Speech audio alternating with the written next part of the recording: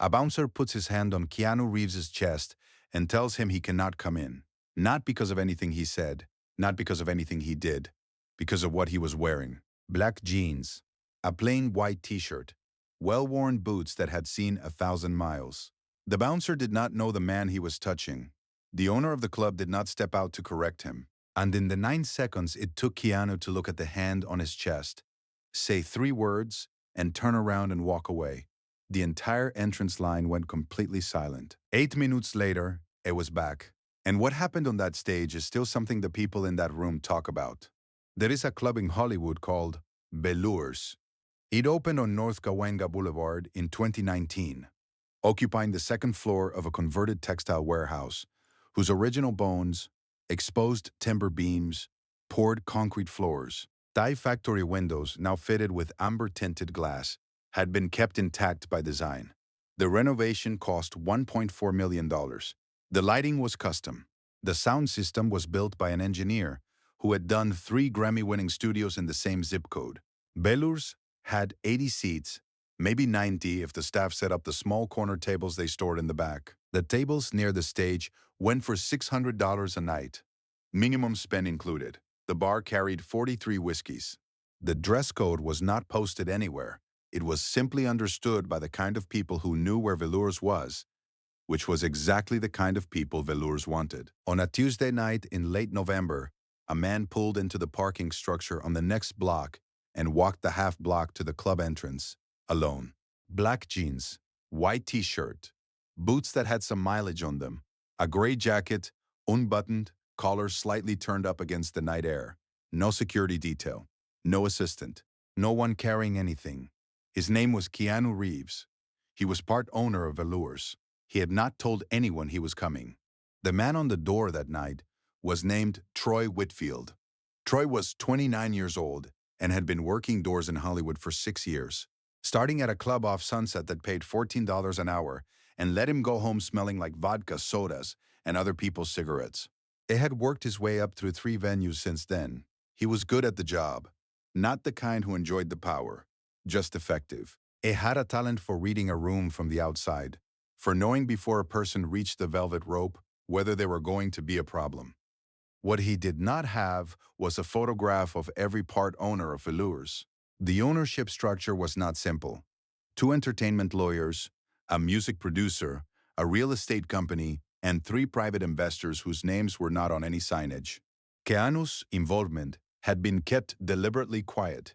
He had not done press about it. His name did not appear on the website. He came to the club rarely, and when he did, he texted the general manager in advance. That Tuesday, he had not texted. Troy saw a man in black jeans and a white t-shirt approach the entrance and slowed him with one hand.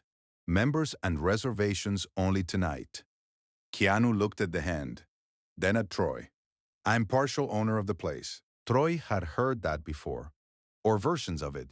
He had heard, I know Marcus, and tell Lucas I'm here, and my friend is already inside. What he had not heard, until this night, was the specific and unadorned statement that the person he was turning away owned part of the building they were standing in front of. He studied the man in the white t-shirt. Ed did not recognize him. I'm going to need to see some ID and have someone verify that, sir. That's fair, Keanu said. He handed over his driver's license. Troy looked at it. The name registered somewhere distant in his memory, the way a word can feel familiar without the full association arriving. He held up one finger. Give me 2 minutes. A called the bar inside. The bartender on duty was a woman named Priya who had been at Velours since opening. He read her the name on the license. There was a pause. Troy, Priya said. Go look at the photograph on the wall at the top of the stairs. I'm on the door. Have Marcus cover the door. Go look at the photograph. He looked up. The entrance line had grown by 6 people. Keanu was standing slightly to the side, hands in his jacket pockets, watching a cab turn at the intersection. Sir, Troy sighed. Can you give me just 1 more minute? Take your time, Keanu said. Marcus Elroy had worked the door at Velours 3 nights a week for 8 months. It was 26, quiet, methodical, the kind of person who kept the velvet rope tension exactly even on both sides, because it bothered him when it wasn't. Troy pulled him over, explained the situation in 12 words, and took 3 stairs up before turning back. Do not let him leave, he said. Marcus looked at the man in the white t-shirt. The man in the white t-shirt looked back at him with the mildest possible expression. I'm not going anywhere, Keanu said. Troy went up 2 flights, past the cloak check, past the first bar, to the wall at the top of the main stairs where Velours kept its only decoration, a single large photograph, framed in black aluminum, of the opening night. 6 people in a row, champagne flutes, the stage behind them. The caption beneath identified each person by name and role. Troy stood in front of that photograph for 4 seconds. Then he went back down the stairs at a pace that was not quite running.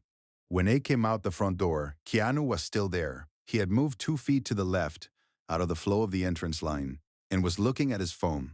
Mr. Rebs. Troy's voice was different now. Quieter. More deliberate. I owe you an apology. I didn't recognize you. That's entirely on me. Keanu put his phone away. He looked at Troy the way a person looks when they are actually listening and not just waiting for their turn to speak. You were doing your job, he said. I should have. You asked for ID. You called it in. You went to verify. He paused. That's a good door. Troy didn't say anything for a moment. Can I walk you in? Sure, Keanu said. But first, what's your name? Troy. How long have you been on this door, Troy? 8 months. Keanu nodded slowly, the way someone does when they are filing that away rather than simply receiving it. Let's go, he said. They walked in together. The main room at Velours ran 50 feet from the entrance bar to the low wooden stage at the far end. The tables were full. A jazz quartet was midway through a set. Upright bass, piano, drums, a trumpeter who kept his eyes closed for long stretches and then opened them suddenly as if surprised to still be in the room. Priya was behind the bar and looked up when they came in. She caught Troy's eye first, then Keanu's. We didn't know you were coming, she said. I know, he said. That's usually when I find out things. He took a stool at the corner of the bar where he could see the stage. Whatever the quartet drinks, he said, between sets. He ordered nothing for himself. What happened next came from the pianist. His name was Daniel Serrano. He had been playing professionally since he was 19, which was now 21 years ago. He had played Velours 17 times in the past 3 years. He knew the room, the acoustics, the way sound moved differently near the stage versus the back wall. He also knew what Keanu Reeves looked like. He had known since the early 90s. Between the second and third set, Daniel walked to the bar. Priya had 4 glasses of water lined up. He took one, drank half of it, and turned and looked at the man on the corner stool. They made eye contact. Daniel said, You play. Keanu said, I played bass. A long time ago. How long ago? Long enough that I should probably not be trusted with your equipment. Daniel smiled. Come find out. What followed has been described differently by everyone who was in the room that night. The bassist remembers that Keanu held the instrument for almost 45 seconds before playing a single note. Just stood there with the strap over his shoulder, eyes on the strings, like someone deciding something. The drummer remembers that the first thing he played was not a test run, but a full walking line, low and deliberate, as if he had been warming up in a room they couldn't see. Priya, from behind the bar, said it was quiet at first, and then it wasn't. And she's not entirely sure at what point the talking at the table stopped, only that it did. He played for 8 minutes, not a showcase, not someone taking the stage to be seen taking the stage. A man playing bass in a small jazz club on a Tuesday in November, because a musician he'd never met asked him if he wanted to. When the set ended and the applause came up, real applause, not polite applause, not the measured recognition of an audience watching someone famous do something slightly unusual, Daniel leaned into the microphone and said, He's been out of practice for a while. The room laughed. Keanu was already at the bar, returning the strap, saying something to Daniel's bassist that made him laugh too. He left at 10:45. He paid his tab. He had ordered 1 drink after the set. Bourbon, nothing premium. The kind of order that doesn't announce itself. He tipped generously. He stopped at the door on the way out. Troy was back on the rope. Troy, Keanu said, Mr. Reeves, I'm going to send you a photograph for the door binder. He paused. And I'm going to tell management that you run a tight entrance. Troy opened his mouth. You don't have to say anything, Keanu said. He held the door for a couple coming in behind him. stepped out into the night, and walked back in the direction of the parking structure on the next block. What happened after was slower and less dramatic than the night itself, which is usually how the things that matter most tend to unfold. Troy Whitfield did not make a mistake at the door for the next 4 months. He was promoted to floor manager at Velours in March. It told the story at his interview: the part owner, the ID check, the photograph on the wall, and the hiring manager told him later it was the reason he got the job. Not because he'd recovered correctly, though he had, because he had described the whole incident without once trying to make himself look good in the telling. That, she said, is harder than people think. Daniel Serrano used the recording from that Tuesday set. One of the club regulars had pulled out a phone without thinking about it, for a demo he sent to a festival booker in Chicago. The booker wrote back and said the bass line in the third minute was the kind of thing you didn't hear very often. Daniel did not explain where it came from. He booked the festival. Priya remembered the bourbon order for a year, the way you remember a small specific detail that doesn't have an obvious reason for sticking. Not the famous man, not the 8 minutes on stage, just a modest order in a place that could have sustained a different kind of request without any difficulty at all. She told her sister about it, and then felt slightly strange that it was the thing she told. There is a photograph now in the door binder at Velours. It was sent by email the following morning, a casual shot taken years before, the subject laughing at something off-frame. Above it, in the same font as the rest of the binder, "Know your owners." The bouncer who sent it back a single-word reply. Done.